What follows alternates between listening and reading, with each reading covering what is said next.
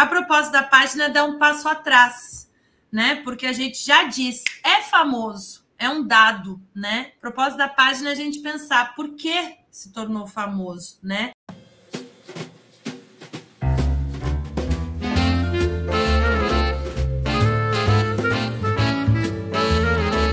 Olá, boa tarde a todos, todas e todos que acompanham a gente aqui em mais um programa do projeto A História em 60 Minutos, um projeto que tem a intenção de reunir convidadas e convidados que trabalham na área de história para pensar um pouquinho questões bem importantes, mudanças na nossa área de atuação e reunir, né, em entrevistas gravadas esses profissionais e suas ideias ao longo desse ano de 2022. Reforçando que as entrevistas entram toda sexta-feira às 17 horas, no canal do Departamento de História do SERES UFRN, também no canal do Programa de Pós-Graduação em História do SERES UFRN, e tem uma versão em Spotify, basta procurar o perfil História em 60 Minutos no Spotify, e lá também tem a versão em podcast das entrevistas que nós disponibilizamos toda sexta-feira, né, em simultâneo, então, nesses 3 canais toda semana. E reforçando também que nós divulgamos o projeto pelo Instagram, @60_história, 60 por extenso, né? E também por lá todas as entrevistas são divulgadas, os debates do grupo de discussão e assim por diante. A agenda do projeto está toda no Instagram, nosso canal oficial de divulgação. Hoje eu tenho uma alegria imensa de receber aqui a professora, historiadora Ivânia Valim Suzin, né? Que é professora de História, é pesquisadora de História também, doutora em História pela Universidade Estadual de Campinas, né? E nós estamos aqui para falar um pouco sobre a trajetória de pesquisa da professora Ivânia Valim e também, principalmente, sobre um projeto novo, interessantíssimo, que é um desdobramento da tese de doutorado que ela defendeu na Unicamp no ano passado. Muito bem-vinda, Ivânia. É uma alegria imensa ter você aqui hoje com a gente. Obrigada, Evandro. Alegria minha de estar participando desse programa, que já recebeu tantos historiadores e historiadoras que eu admiro, que eu acompanho. E prazer também estar falando com você e ter a oportunidade de compartilhar, né, o que a gente vem fazendo com as pessoas aí que estão acompanhando a História em 60 Minutos. Eu que agradeço. É muito bom poder contar assim, com amigas e colegas assim como você, né, e que têm ideias interessantíssimas e que eu acho importante que sejam trazidas, assim, né? É uma colaboração importante. A tua entrevista é uma colaboração muito importante para esse projeto. Então, desde já eu agradeço. E eu vou começar a nossa entrevista aqui com uma pergunta que eu coloco para todas as convidadas e convidados, né? Que é para a gente, de fato, assim, abrir uma discussão. A gente que atua nesse campo, né? Tem formação nesse campo. Então, a ideia é te perguntar: o que é, na tua opinião, pela tua experiência, a história no século XXI, em 2022, nesse momento, no Brasil e no mundo? Bom, Evandro, eu acho que a história em 2022, principalmente para nós que estamos no Brasil, né, é a possibilidade da gente situar um pouco numa certa diacronia, né, o que está acontecendo, não só em termos políticos, mas em termos sociais, em termos culturais.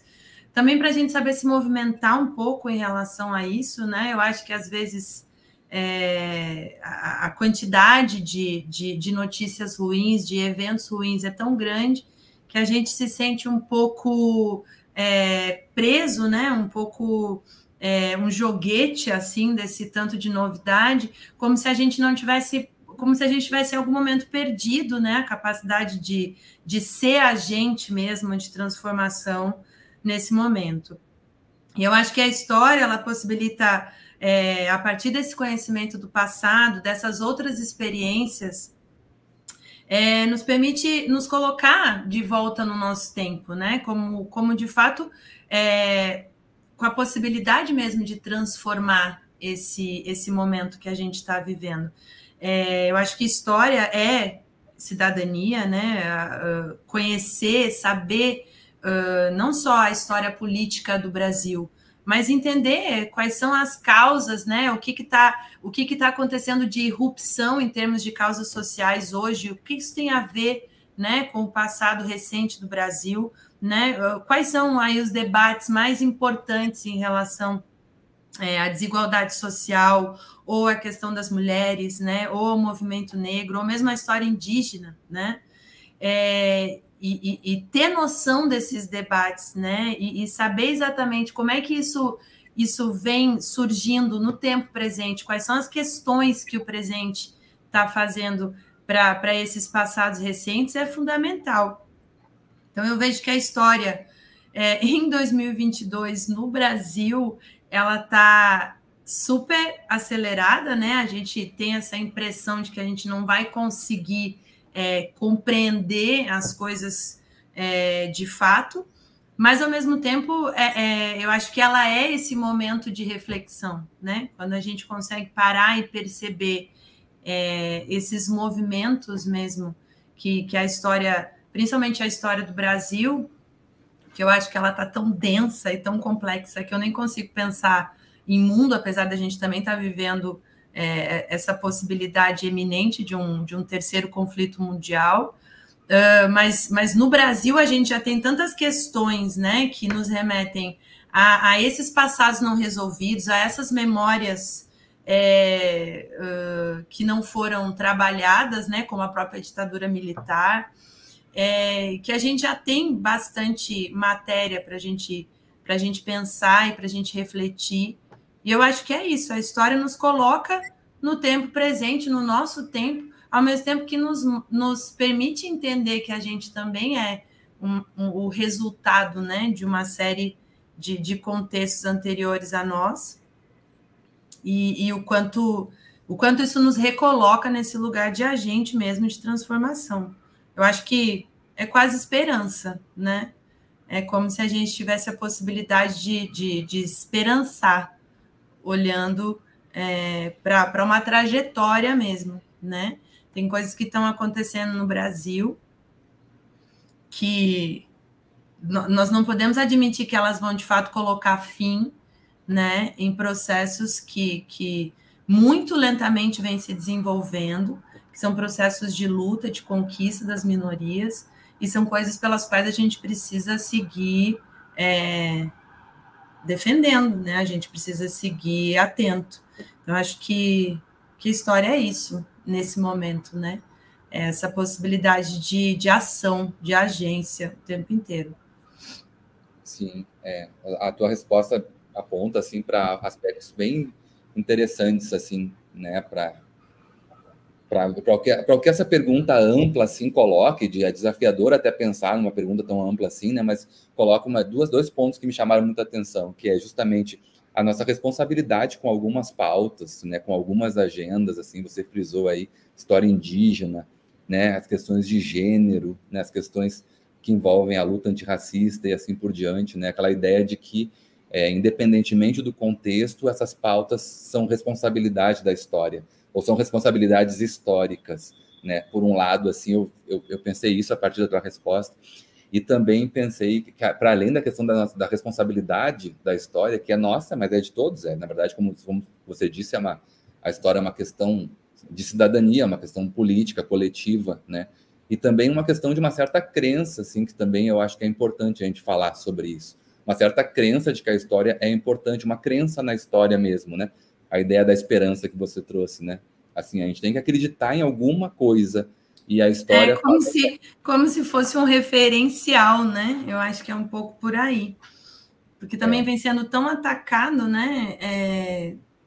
O próprio passado histórico, né? Vem sendo muito atacado, né? Quando você coloca em dúvida se realmente houve tortura na ditadura, se realmente a ditadura foi algo que foi antidemocrático, foi anticonstitucional, você está colocando em dúvida também o passado histórico. Então, recuperar um pouco essa referência, né, de que as coisas realmente aconteceram, e claro, há diversas interpretações, mas as coisas aconteceram, né, e nesse mar de absurdos, a gente se apegar um pouco, né, nessas possibilidades mesmo de pensar o passado a partir do conhecimento que foi produzido, né?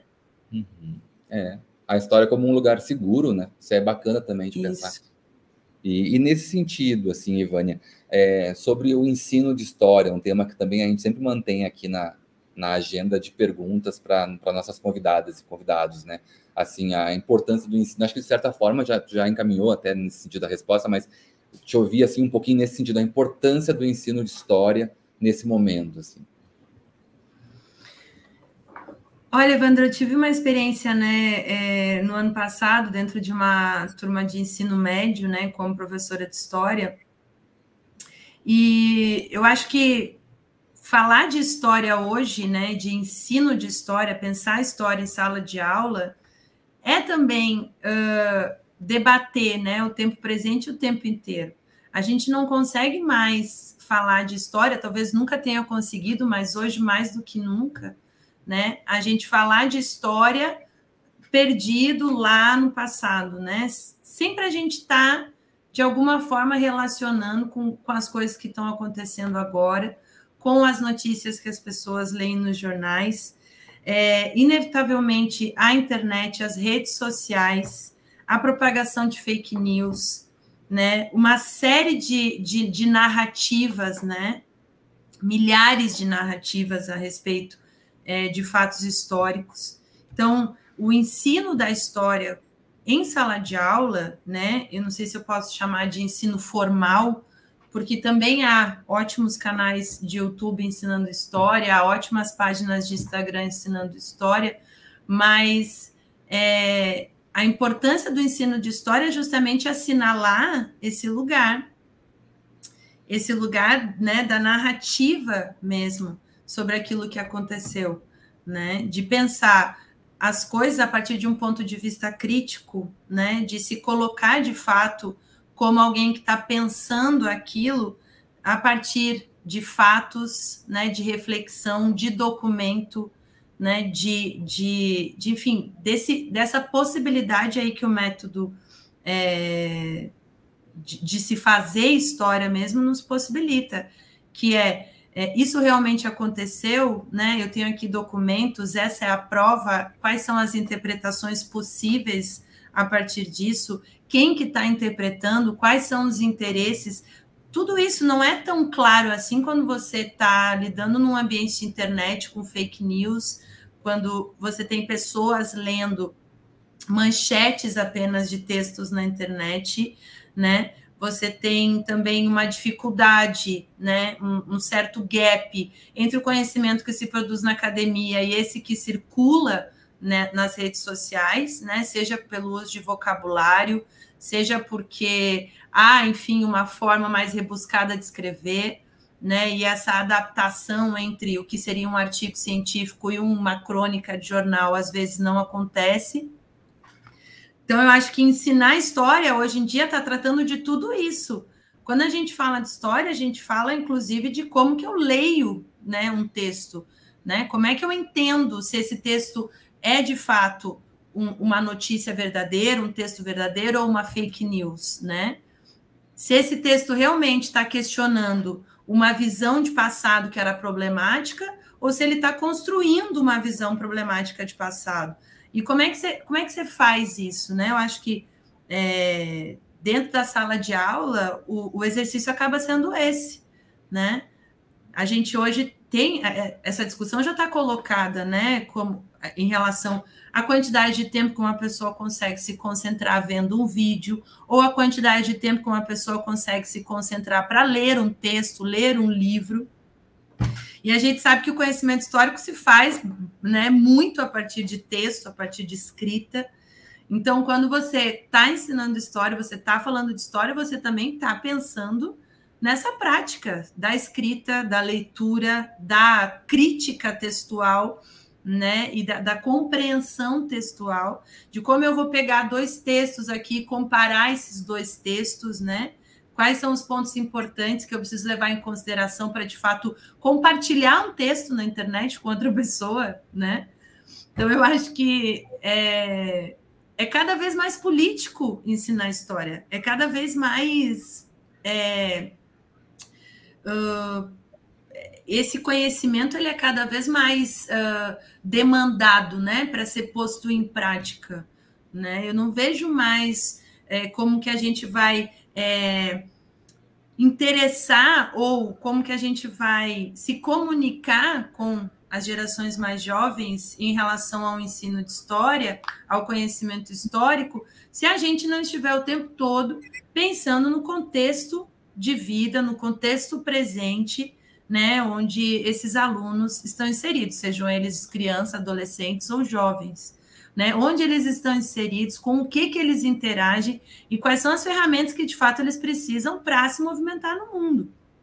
Eu volto, né, à ideia de que história forma a cidadania, porque eu acho que tem muito a ver com isso. Conhecimento histórico permite que o sujeito se torne um cidadão no sentido de que ele consegue se movimentar, né, nesse universo gigantesco de informação, né, de debate, de um disse isso, o outro disse aquilo, né? E como é que eu faço? Para onde é que eu vou? Para quem que eu olho, né? E eu acho que o próprio ensino de história ele acaba entrando nesse lugar, inevitavelmente, né? Não só quando a gente está falando especificamente de questões que estão reverberando no nosso presente, mas em qualquer questão, a gente vai estar lidando com livro, a gente vai estar lidando com texto, e isso é inevitável, né? Então, acho que é um pouco nesse sentido. Sim. Essa vontade de ser agente, assim, me evoca muito a tua fala nesse sentido, essa vontade, esse reconhecimento de que, né, somos cidadãos, somos sujeitos, e podemos agir, essa vontade de agir no mundo e se colocar justamente nesse mundo onde tem tantas opiniões, tantos pontos de vista, e eu acho que achei muito bacana também você colocar a dimensão escrita, a dimensão de escrita e de leitura que é próprio da história, e as narrativas mais longas, assim, ideias com começo, meio e fim, minimamente sistematizados, em contraposição ao mundo das redes sociais, ao mundo dos aplicativos, que é totalmente fragmentado, e a gente tem que encontrar esse meio caminho, né, entre esses dois mundos, porque, enfim, é uma realidade, essas formas da linguagem do audiovisual, por exemplo, tal como eles já há décadas se desenvolveu, mas também o mundo do audiovisual que está colocado propriamente no mundo da internet, que aí já torna a coisa ficar mais complexa ainda, né? Então, por vários motivos, assim, quem são os produtores, quais são os canais, quem é que controla a circulação de informação na internet. Exatamente. Assim, né? Então, isso... E eu acho que é urgente essa mediação, né, entre o que a gente entende por ensino de história na universidade e o que, de fato, um professor consegue fazer numa sala de aula, né? E como que esse professor, de fato, está munido, a partir do momento que ele termina lá a sua licenciatura, ele realmente está munido com as ferramentas necessárias, né, para entrar numa sala de aula e lidar com adolescentes, com crianças, né, que estão aí muito mais versadas nessa linguagem, sabe? Eu até lembrei agora de um exemplo, eu encontrei esses dias uma jovem estudante de graduação em Sociologia no TikTok falando sobre Pierre Bourdieu. E assim, Pierre Bourdieu, a gente sabe que não é exatamente uma literatura tão simples, né? Mas ela transformou isso numa linguagem extremamente simplificada. Eu tenho certeza que ali ela comunicou, né, com muito mais gente do que boa parte dos professores que tentaram se ater a Bourdieu. Eu não estou comparando o professor, doutor, enfim, com a menina que está iniciando a graduação e fez um TikTok, mas eu estou dizendo o quanto é interessante essa possibilidade, né, de realmente a gente ter essa outra linguagem agora, né, e esse outro formato que pode atrair a atenção desses jovens para as ciências humanas como um todo, né, que pode realmente colocar esse debate sociológico, histórico, político no centro novamente, né, a partir do interesse que um tipo de vídeo como esse pode produzir numa rede social. Então, eu vejo isso com muita atenção, porque eu não sei se tem como a gente ignorar que você entra numa sala de aula hoje de adolescentes de 11, 12 anos, 100% deles estão segurando um celular, 100% deles estão produzindo conteúdo, né?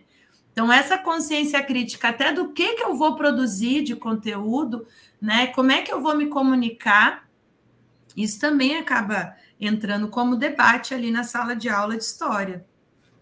Exatamente. E aí a gente percebe que existe a possibilidade, se a gente pensa na ideia de uma história responsável, que é uma ideia que tem aparecido em várias entrevistas aqui, e a tua fala inicial também vai nesse sentido, né?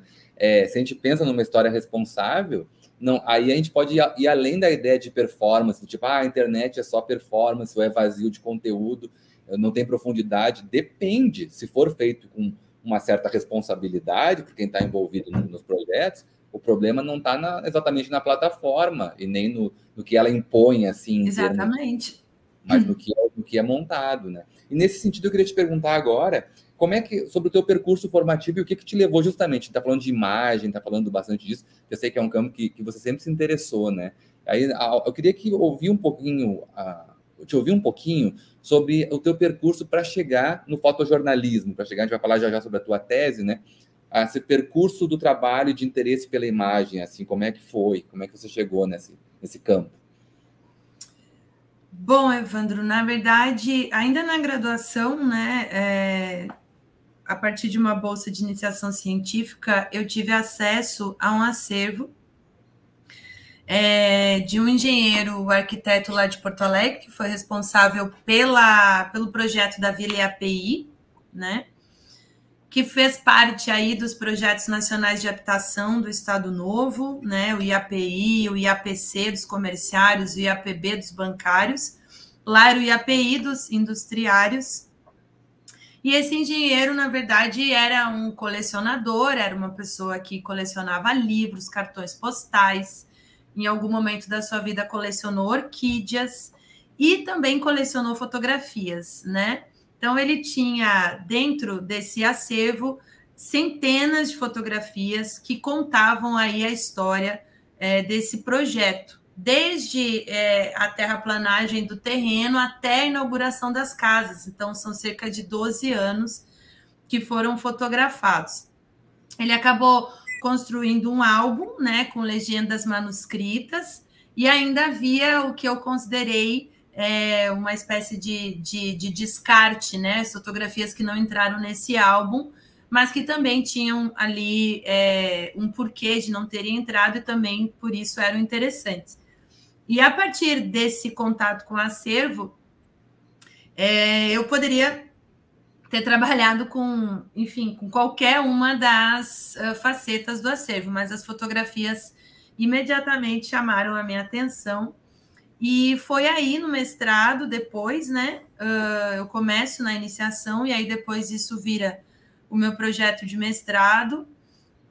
Eu escrevo a dissertação e foi, de fato, meu primeiro grande mergulho aí na cultura visual, né? As imagens, de fato, saindo um pouco daquela questão mais semiótica, né, da imagem, e indo para a questão mesmo da imagem como artefato, né, essa imagem que circula e produz efeitos, né, que também conta uma história a partir da sua produção, né, e da sua circulação.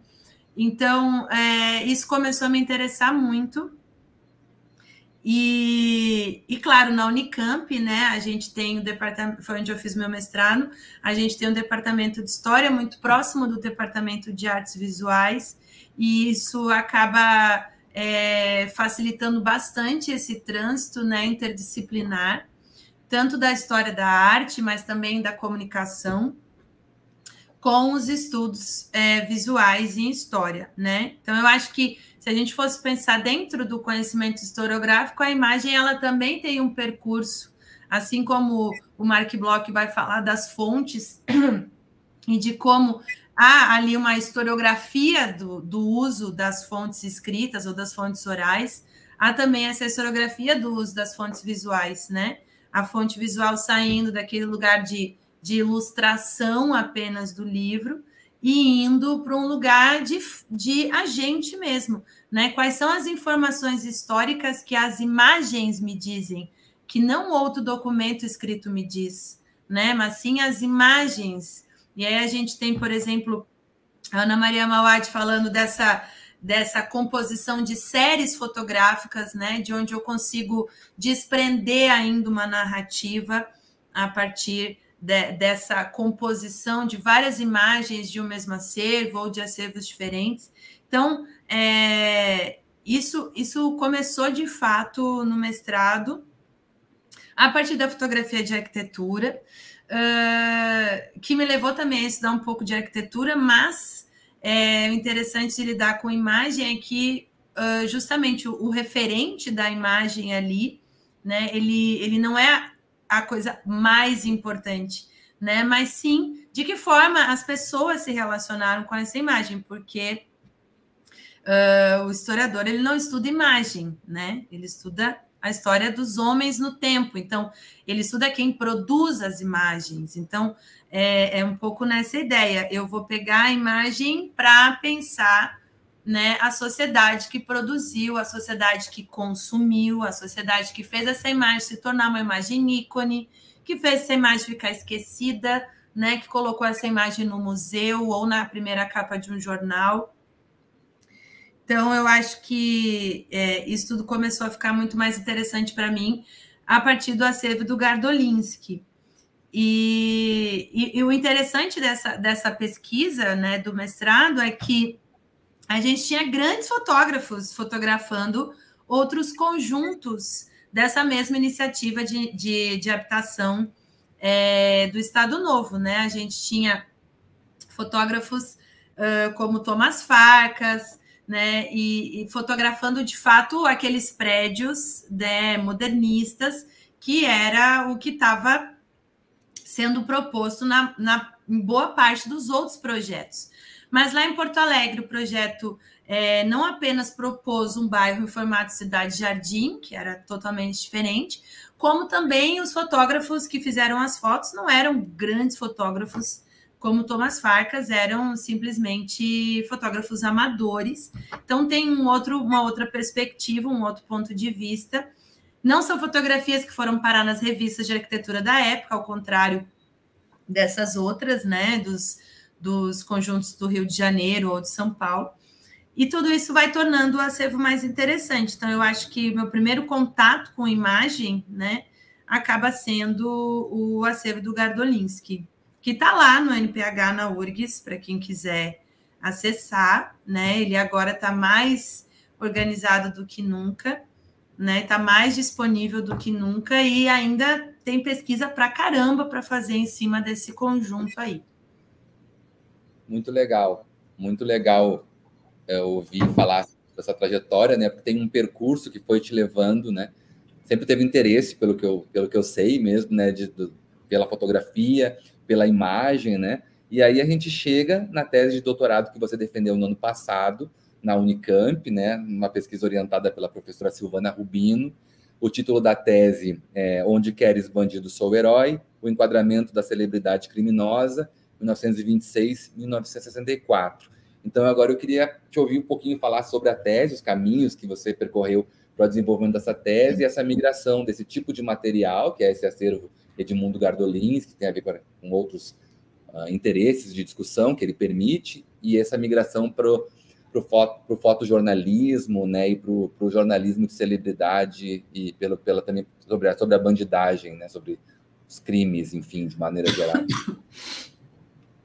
Evandro, eu acho que o ponto em comum entre mestrado e doutorado é, de fato, a cultura visual.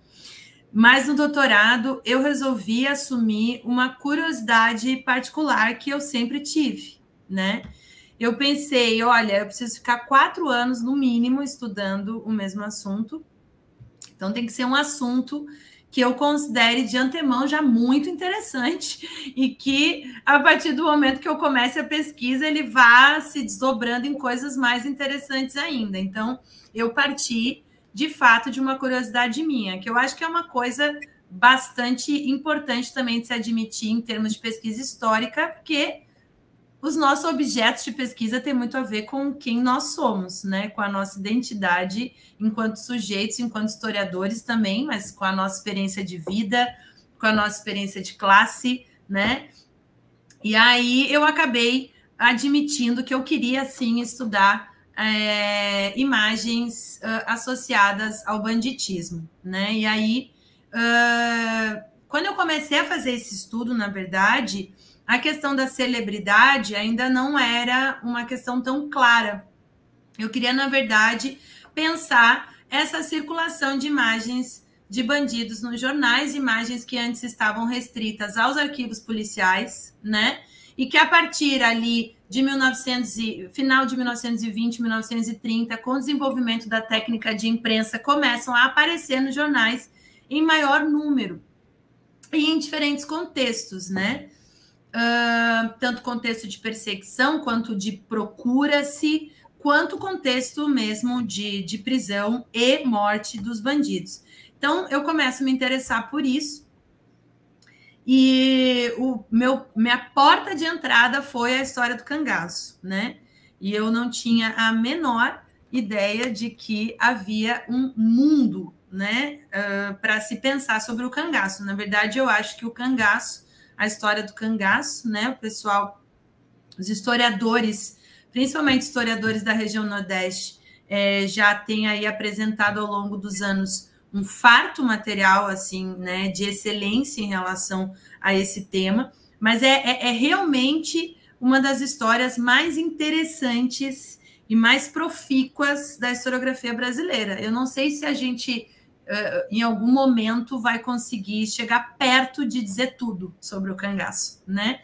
Mas eu começo a estudar o cangaço e, claro, a partir do interesse de fotografias, a gente chega ali naquele acervo produzido pelo Benjamin Abraão, com fotos sensacionais, né, dos cangaceiros posando durante esse período que o Benjamin conseguiu acessar o grupo e está com eles, de fato, fotografando, né? Ele faz, inclusive, a película, né, que a gente tem aí hoje 12 ou 13 minutos apenas, porque foi alvo aí da ditadura do Estado Novo.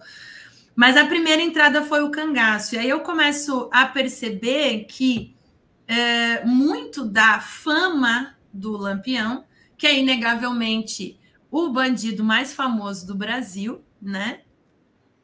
Não é à toa que o Hobsbawm fala dele, não é à toa que ele é aí um símbolo, né, do turismo também na região Nordeste até hoje, porque ele é um dos elementos mais conhecidos e reconhecidos como parte dessa região. Então, essa fama de Lampião estava muito associada ao tipo de imagem que circulava dele nos jornais, né? A gente tem um bandido que foi perseguido durante 20 anos e que aparecia nos jornais portando as suas armas, extremamente bem vestido, né, com moedas de ouro nos chapéus, na cartucheira, no cinto, rodeado do seu bando, da sua companheira, dos seus familiares, sempre altivo, né, e de forma nenhuma acuado, né? Não só o Benjamin fotografa Lampião, como ele vai passando por diversas cidades e procurando fotógrafos, e ele adorava fotografia, vai se deixando registrar. Então, Lampião foi esse primeiro elemento que chama atenção para essa possibilidade de se falar, de fato, em celebridade atrelada ao banditismo, atrelada à transgressão, né? E aí, quando você vai para a documentação, e aí é fotojornalismo, mas não só, né? Toda essa documentação de imprensa, você percebe que, com o passar dos anos, as pessoas vão interagindo e vão interagindo com essa imagem. Muita gente nunca viu o Lampião, mas todo mundo sabia quem era Lampião, porque a foto dele estava no jornal todos os dias, né? Em jornais aí da região sudeste, inclusive, que tinham 2 ou 3 edições no final de semana, a gente tem Lampião nas 3 edições, né? E uma coisa que estava acontecendo lá na região nordeste, aqui na região sudeste, está sendo replicada também com a mesma repetição, com a mesma quantidade. E aí começo a pensar na celebridade. A celebridade de fato, algo que se veicula a partir da imagem, do rosto, né? E aí eu acesso os estudos de celebridade, começo a ler sobre isso, né? São estudos muito mais desenvolvidos nos Estados Unidos, por conta, obviamente, de Hollywood, e no Reino Unido, também, obviamente, por conta da coroa, né? Da família real, né? Essa existência dos tabloides já há muito tempo. Então, nesses lugares, nesses países anglo-saxões também, Austrália, A gente tem uma maior quantidade de produção, tem periódicos sobre celebrity studies e uma crítica, uma análise e, inclusive, um aceite de que a celebridade é, de fato, uma porta para se pensar a sociedade, né? Aqueles que a sociedade torna célebres falam muito mais sobre a própria sociedade do que sobre si mesmos, né? Então, nesses países, eu acabei localizando uma bibliografia específica sobre celebridades de bandidos. E aí foi a deixa que eu precisava realmente para seguir por esse caminho, ainda que em termos de bibliografia brasileira eu não tenha encontrado tanto diálogo, né? Mas eu consegui dialogar aí com referenciais desses países. No Brasil, a gente tem um núcleo de estudos da celebridade na Universidade Federal de Minas Gerais, né, com a professora Vera França, e ainda ligado aí à comunicação, né? Eu acho que entre os historiadores, o estudo da celebridade ainda não é tão comum, talvez nada comum, né? Eu acabo falando de celebridade muito mais com o pessoal da comunicação ou da sociologia ou da antropologia do que com a história. Ainda que eu tenha conseguido, ao longo da escrita da tese, mostrar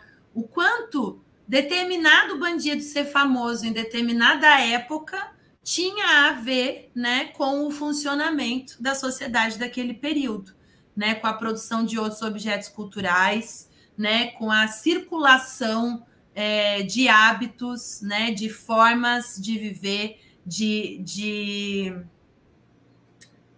práticas mesmo, né, que acabavam se veiculando a imagem desses bandidos da forma como a mídia se aproveitava deles, né? Porque, no fundo, essa relação entre crime e celebridade está mediada aí por esse espetáculo midiático, né, da própria imprensa em relação ao crime. Então, eu acho que é um pouco isso, Evandro. Eu não sei se você quer que eu fale mais dos outros capítulos, porque o primeiro capítulo da tese acabou sendo sobre o próprio Lampião mesmo. Sim. E aí, na tese, além do estudo do caso de Lampião, você também examinou o caso de alguns bandidos, como bandidos no Rio de Janeiro, né? Isso. Sim. Em São Paulo, né? Também, né? Fiquei com o Rio de Janeiro e em São Paulo. Em São Paulo, eu pensei no Promessinha, que é um bandido do ano de 1958, que era um bandido branco e jovem e que se encaixava aí num certo ideal de beleza da época, né? No momento que a gente estava começando a receber as primeiras cópias aí de O Selvagem, com Marlon Brando, ou do Juventude Transviada, com James Dean. E aí entra o Promessinha, que é rapidamente associado a essa juventude da jaqueta de couro, da motocicleta, mesmo que ele fosse um jovem periférico, bem pobre, né? Mas a forma como ele se vestia também dialogava um pouco com esses códigos visuais aí da juventude da época. E tanto para Lampião quanto para Promessinha, a gente tem esse oposto racial, né? No caso de Lampião que não se considerava negro, mas obviamente não era uma pessoa branca, poderia ser considerado uma pessoa não branca, e Corisco, que era o galego, o diabo louro, né, o cangaceiro de olhos verdes. E a diferença de tratamento da imprensa já nessa época em relação a Lampião ou a Corisco, né? Lampião, que era o maluco, o demônio, o monstro, e Corisco, que era um cara mais apessoado, mais responsável, mais, sabe, esses adjetivos que se ligavam à imagem de um e de outro. E no caso do Promessinha, que era branco, a gente tem o oposto, que é o Jorginho, que era parceiro dele. Eles cometiam assaltos na cidade de São Paulo. Não há, de fato, provas de que tenham matado alguém, apesar de terem sido acusados de crimes de violência contra as pessoas, mas, a princípio, cometiam violência contra patrimônio. E a diferença entre Promessinha e Jorginho, a gente tem pouquíssimas fotos de Jorginho nos jornais, né? A gente, no filme Cidade Ameaçada, que foi feito sobre a história do Promessinha, Jorginho também é um coadjuvante, né? E até o final, na pena, né, dos dois, a gente tem uma diferença absurda entre a pena que Promessinha recebe e a pena que Jorginho recebe, basicamente pelos mesmos crimes. Então, essa questão racial também não estava prevista no início, talvez por ingenuidade minha, mesmo porque eu vou falar de banditismo no Brasil. Obviamente, a questão racial vai se impor, né?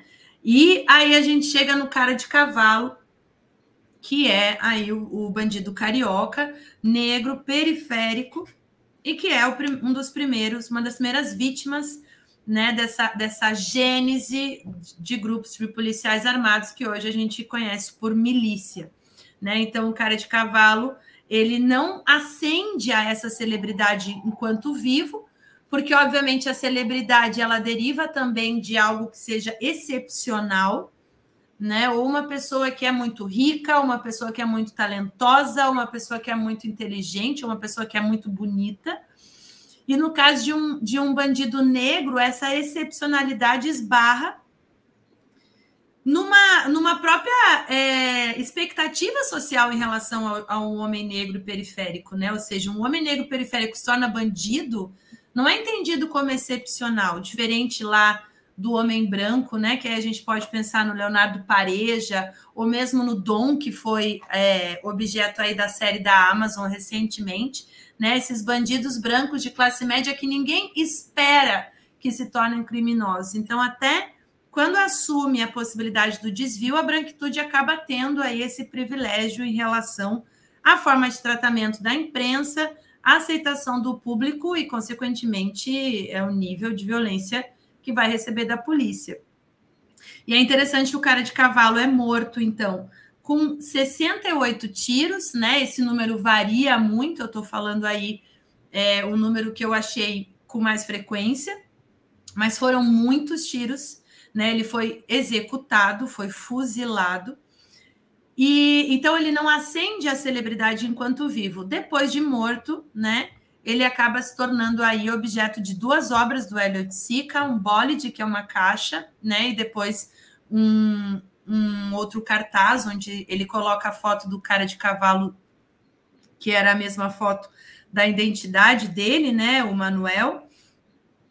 E é interessante porque é no contexto, justamente, da arte marginal, né? Então, o título da tese, Onde Queres Bandido, Sou Herói, se refere um pouco a esse jogo, né, com a imagem do cara de cavalo. Ele acaba sendo, enquanto vivo, o bandido mais procurado do Rio de Janeiro nos últimos 2 meses de vida, e depois de morto, então, é que ele ascende a esse lugar do herói, e aí sua imagem vai ser associada à resistência, né? A esse lugar do desvio, que é também um lugar político, né? Apesar da sua vida naquele momento não ter sido defendida por nenhum desses agentes aí da Zona Sul que depois o transformaram em herói. Mas basicamente é isso, né? A tese deixa espaço para pensar questão de gênero, né? Tem toda uma relação aí da celebrização de mulheres bandidas também, e todo esse embate que as mulheres vão sofrer da mesma forma que as pessoas pretas, mas nesse lugar de também não corresponderem à expectativa da mãe, da mulher amável ou da própria vítima, mas serem bandidas. E basicamente isso, Evandro. Tem muitas questões, mas eu acho que a questão racial aí, em relação à celebrização de criminosos, acabou se tornando uma coisa fundamental. E esse ponto, né, fundamental que você apontou para a questão racial é mais um elemento de interesse que já é muito forte. O tema da tua pesquisa é muito atraente, né? Não só para nós, assim, em termos profissionais, mas em especial para a sociedade como um todo, né? O tema da celebridade já é um tema que deveria ser muito mais histórico do que ele é, né? Porque, enfim, é um dado importantíssimo desde o século XX, né? A celebrização e tal, e a questão da violência também, e as seduções da violência, das imagens de violência, do registro da violência, né? Para o caso brasileiro. Então, agora eu queria aproveitar, no tempo que nós temos ainda, para ouvir falar um pouco sobre o teu projeto atual, né? O projeto que vai ser veiculado pelo Instagram, projeto Bandidos Célebres, que tem uma decorrência, eu queria que tu falasse um pouquinho sobre isso, tem uma decorrência, obviamente, da tua pesquisa de doutorado, mas tem uma preocupação justamente com esse mundo das redes sociais, da internet, dos compromissos, inclusive, da gente atribuir profundidade histórica a essas questões. De uma certa forma, eu fico pensando que o teu trabalho e esse projeto em especial que você está lançando agora tem a ver com isso, né? Também tem a ver com essa espécie de resposta comprometida com o campo da história, com as nossas questões, para algo que está disseminado e que é interessante, é atraente para muita gente. Então, eu queria que tu falasse um pouquinho agora sobre o projeto Bandidos Célebres, por favor. Bom, Bandidos Célebres é a nossa página no Instagram, que tem, na verdade, tudo isso que a gente está conversando aqui, eu acho que converge um pouco para os objetivos da página, né? Primeiro que a página vai funcionar, de fato, como uma espécie de divulgação, né, dos resultados de pesquisa, a partir dessas novas linguagens, né, da internet, da rede social, do próprio Instagram, de como a gente comunica, de fato, uma pesquisa acadêmica para um público não acadêmico, né? Mas sem perder o rigor, sem perder o método, né? Mas deixando, de fato, exposto o método, né? Também pensando como se faz uma pesquisa em história, né? Uma pesquisa nesse nível, né, de doutorado. E a gente vai cruzar, então, crime, celebridade e espetáculo midiático. Eu acho que tanto o tema da celebridade quanto o tema da criminalidade são temas bastante populares, né? O que eu percebo também a partir de levantamento, de pesquisa, é que ou a gente está falando de crime numa chave muito sensacionalista, né? A ideia do bandido bom é o bandido morto, até que a gente chega em absurdos como o do Genivaldo, né? Que foi morto aí asfixiado dentro de um veículo da polícia. E tantos outros exemplos, né, Evandro, dessa atrocidade que é totalmente permitida pela maioria da sociedade, porque se trata de um indivíduo desviante, né? Então, ou a gente pensa nessa chave do sensacionalismo, da violência policial, ou então a gente considera o crime, de fato, como um problema do indivíduo, do sujeito. Ele é um criminoso, né? Então, ele vai aí sofrer as consequências disso. Na tese, eu me aproximo da sociologia do desvio, né, do Howard Becker e do Gilberto Velho aqui no Brasil, onde, na tese, eu me concentro mais em bandidos, mas na página do Instagram a gente vai estar pensando nesse espectro um pouco mais amplo, que relaciona o desvio e a possibilidade da celebridade atrelada à transgressão, em diferentes níveis, né?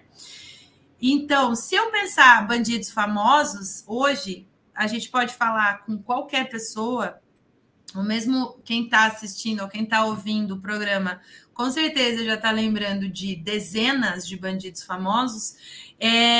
A proposta da página dá um passo atrás, né? Porque a gente já disse, é famoso, é um dado, né? A proposta da página é a gente pensar por que se tornou famoso, né?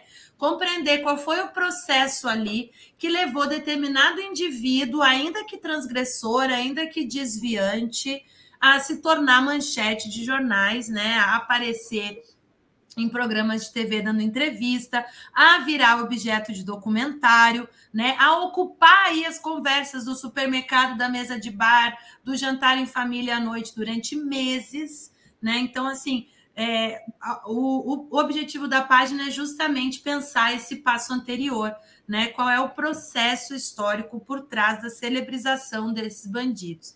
Então, a gente trata crime, celebridade, espetáculo midiático, ao mesmo tempo que a gente está abrindo aí, né, o esqueleto, o andaime, como a Silvana, minha orientadora, gosta de chamar, o andaime da pesquisa, né? Como é que a gente chegou nesses resultados?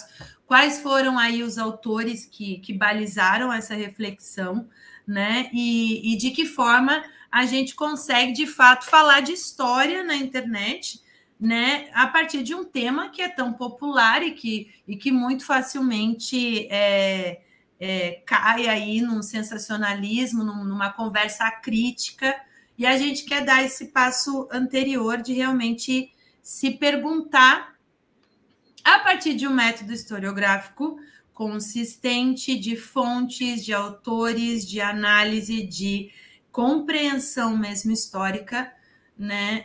Porque o Brasil torna célebres tantos desviantes, né? Tantos bandidos e outros sujeitos atrelados aí a outros níveis de desvio, né? Eu acho essa ideia que a sociologia do desvio traz de pensar o sujeito desviante como parte da sociedade, ele não está fora, ele está dentro.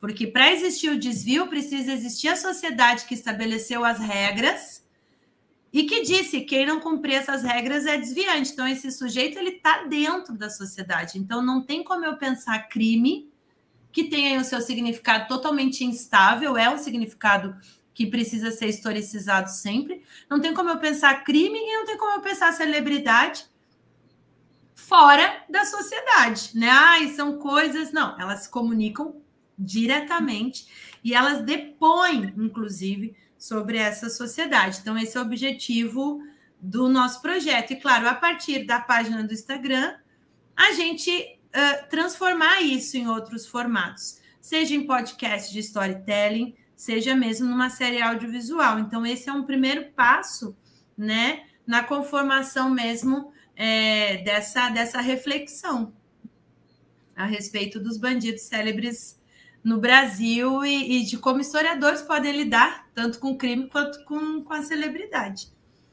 Sim. O projeto é muito interessante, Ivânia. Realmente muito interessante, por vários motivos. Assim, eu fico, inclusive, muito feliz de poder, de alguma forma, né, a partir desse projeto, colaborar com a divulgação do teu projeto, porque ele é, de fato, muito interessante. Interessante porque parte de uma pesquisa acadêmica, ou seja, você está respondendo a certas questões que são colocadas na universidade, sobre o diálogo, né, sobre os formatos adequados para cada espaço, para a circulação do saber produzido na universidade, e isso é sempre atual, esse é sempre um ponto atual, e a cada nova tecnologia, a cada nova plataforma, a cada nova rede social, isso aí se amplia com um dado da realidade que a gente não pode ignorar, como você disse antes. Não dá para a gente fingir que isso não faz parte. Não dá para a gente fingir que a questão da celebridade seria supostamente um tema menor para a historiografia. Não, isso está colocado há muito tempo como um tema central. E as questões que envolvem a criminalidade também, não precisa nem falar em termos brasileiros, assim, né? Da própria história do Brasil, toda a violência que está atravessada a sociedade brasileira, né? Então, é interessante por vários motivos, porque eu acho que, né, aporta o espaço do Instagram, dessa plataforma, de volta para a universidade, da universidade de volta para uma rede social, tem um jogo e tem essa possibilidade de diversificar, né, essas formas a partir de uma pesquisa que você passou anos envolvida também com isso, né? Então, agora eu queria, se possível, que você falasse um pouquinho assim da dinâmica para essa primeira etapa da divulgação, como é que vai ser a ideia das postagens, se tem alguma ideia de regularidade, né, sobre isso, assim, sobre como é que vai funcionar o projeto. Bom, Evandra, a ideia é que a gente faça pelo menos 2 posts semanais, né? E a partir desses posts a gente vai apresentando trajetórias, né, desviantes e que ocuparam aí determinado lugar na mídia do seu tempo. O nosso foco não é a biografia do criminoso, nem a história do crime, né?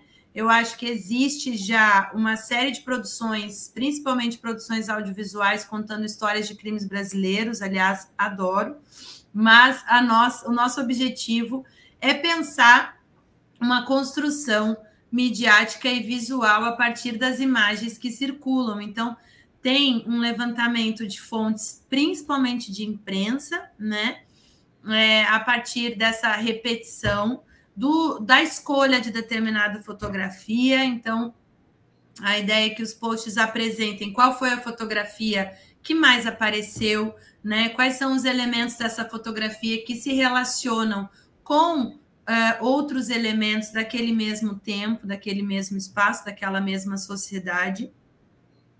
E como a própria imprensa acabou administrando essa demanda do público por mais imagens, por mais informações a partir desses personagens. A gente vai mesclar com essas publicações sobre os bandidos, a gente vai mesclar com publicações com trechos da minha tese, com trechos de outros autores da celebridade e do crime, né, da sociologia do desvio. Eu falo dessas 3 áreas, mas aí a cultura visual, você sabe que ela faz um abracinho em todas as áreas, porque é o nosso pano de fundo.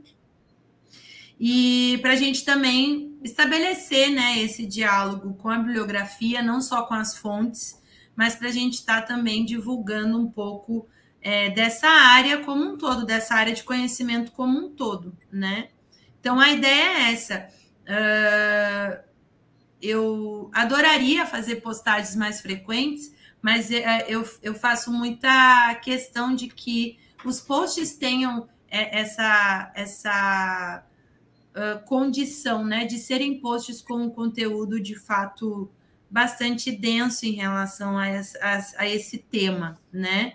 Porque eu entendo que é um tema tanto do crime quanto da celebridade tratado de forma muito banal pelas redes sociais, pela internet, pela própria imprensa em muitos casos, né? Então, como historiadora, como pesquisadora, né, eu acho que vai fazer mais sentido que a gente tenha menos postagens, mas postagens que possam, de fato, comunicar, né, todo esse objetivo aí que motivou a criação da página mesmo. Isso é muito legal também, porque até já que tem uma articulação, né, de uma certa ideia de divulgação científica, é bacana pensar essa ideia de uma periodicidade que é própria de um processo de reflexão mesmo, né? Exatamente. De uma postagem por turno ou diária, não se trata disso, né? É uma reflexão que a gente pode acompanhar aos poucos o desenvolvimento. Isso é muito legal, porque também tem a ver. A própria periodicidade, eu acho que coloca a marca, né? Assim, é um trabalho de pesquisa, orientado em pesquisa, né? E isso demanda tempo de reflexão, de discussão, inclusive com o público, né? Assim, que vai acessar esse conteúdo, né? Isso é muito legal. Então, até tá aqui aparecendo embaixo, né? Nós estamos aqui divulgando também no Instagram, que foi lançado ontem, dia 9 de junho, certo? Isso. Né? @bandidos_célebres. Só buscar, né? Então, no Instagram, a partir desse nick, e pode ser encontrado, então, facilmente o perfil, né? Que começou agora e vai, então, dentro de uma regularidade, né? Inicialmente 2 vezes por semana, um material novo vai chegar lá, né? Exatamente. Excelente, já estou bem curioso para ver esse trabalho e vou divulgar bastante aqui entre o pessoal, os alunos, os colegas, enfim. Bom, agora... que espero também que se torne um espaço de troca, né? De outros pesquisadores dessas áreas também. Isso. O bacana da rede social é isso, a possibilidade de ser uma reunião de pessoas interessadas pelo tema e que podem seguir o perfil e acompanhar a discussão. Isso é bem legal. E os novos formatos que podem se desdobrar, como você disse, né? Outros formatos de trabalho com esse tema que é tão interessante, né? E que é tão histórico, né? É tão histórico e a gente precisa reconhecer isso. E bom, infelizmente nosso tempo está acabando aqui, né? O tempo da nossa entrevista poderia durar por bem mais tempo, já conversamos por muito mais horas, né, Ivânia? Sim. Mas eu queria fazer uma última pergunta para amarrar essa nossa conversa aqui, né? E a tua contribuição para esse projeto. A última pergunta, que é uma pergunta bastante pessoal, assim, e muito livre, pode ficar bem à vontade para falar aquilo que, enfim, né? Como sempre, né? O que mais fizer sentido para ti. E é uma pergunta sobre sentido. Então, depois que a gente falou sobre a tua trajetória, sobre esse projeto, sobre a história, sobre a vida, de uma maneira geral, na tua opinião, assim, qual é o sentido da história? Um sentido mais pessoal, propriamente assim, mais tu como sujeita histórica mesmo, né? No teu caso particular. E como tu supõe, assim, que esse sentido da história que você percebe na sua vida atravessa de alguma forma as outras pessoas, assim, nesse mundo, na sociedade que a gente pertence? Evandro, eu acho que no nível bem pessoal mesmo, a história, né, foi responsável, é responsável por tudo que eu sou hoje, né?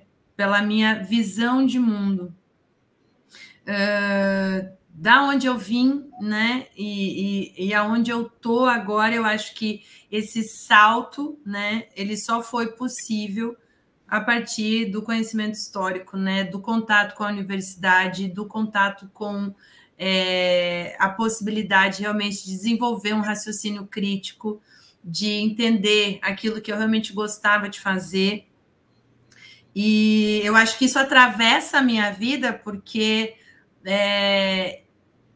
eu acho que é isso que acaba ficando de mim nas pessoas que me conhecem, nos meus alunos, é esse prazer imenso que eu tenho de falar de história, né? Essa quase ansiedade que eu tenho em relação à possibilidade que as pessoas estudem, que elas realmente avancem, né? Eu acho que a gente nem está falando de dinheiro, não, a gente está falando de uma ascensão social, é uma ascensão social, mas não passa pela via do dinheiro, né? É uma ascensão no sentido de conseguir entender quais são os meus direitos, quem sou eu, né? Quais são os meus lugares de fala nisso tudo, né? O que eu posso pleitear, né? O que eu não devo admitir, né? A que eu não vou me submeter no local de trabalho, né? Em relação a qualquer questão que eu venho enfrentar. Então, eu acho que a história acabou se tornando o meu ponto de vista, né? E a forma como eu cheguei até aqui. E eu não consigo desistir dela, não. A gente vai junto e vai junto até o fim. É isso. Que bom, que bonito, muito bonita a tua resposta. Eu acho que é isso. Eu tenho pensado muito nessas entrevistas, eu tenho pensado muito sobre isso, ouvindo cada fala, assim, sobre o quanto quem passa, assim, né, por um curso de história, faz uma formação com todas as dificuldades que fazem parte do percurso, mas como isso é importante, né? Essa ascensão, assim, como você disse, assim, né? É para além da dimensão material, assim, propriamente financeira, mas não que a gente não devesse, de fato, ser valorizado também financeiramente, é óbvio, né?